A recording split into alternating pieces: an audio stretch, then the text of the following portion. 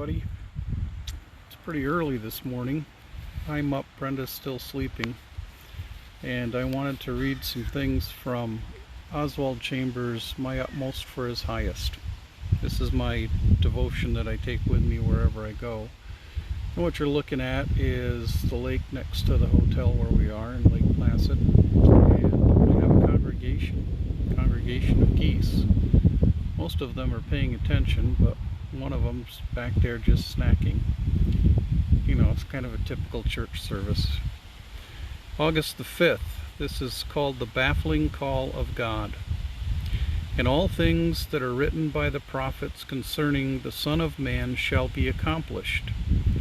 And they understood none of these things. Luke 18:31 and 34. God called Jesus Christ to what seemed unmitigated disaster. Jesus Christ called his disciples to see him put to death. He led every one of them to the place where their hearts were broken. Jesus Christ's life was an absolute failure from every standpoint but God's. But what seemed failure from man's standpoint was a tremendous triumph from God's. Because God's purpose is never man's purpose.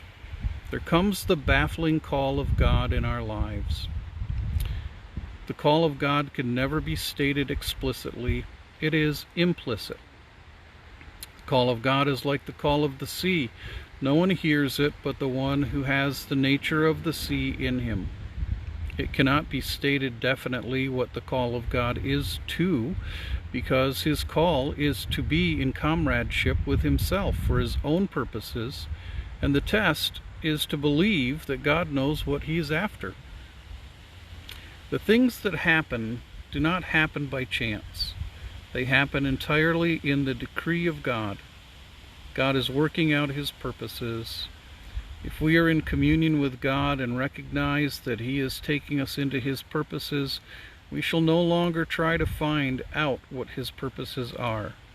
As we go on in the Christian life, it gets simpler, because we are less inclined to say, now why did God allow this and that?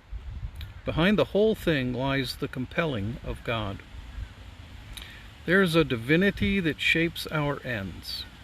A Christian is one who trusts the wits and the wisdom of God, and not his own wits. If we have a purpose of our own, it destroys the simplicity and the leisureliness which ought to characterize the children of God. And that's Oswald Chambers reading from My Utmost for His Highest for today, August the 5th. Looks like the hurricane remnants are passing over, and we're going to be out and about on the bikes, seeing some of God's creation, some of the wonders that he has made. So God bless your day, and we'll talk to you later.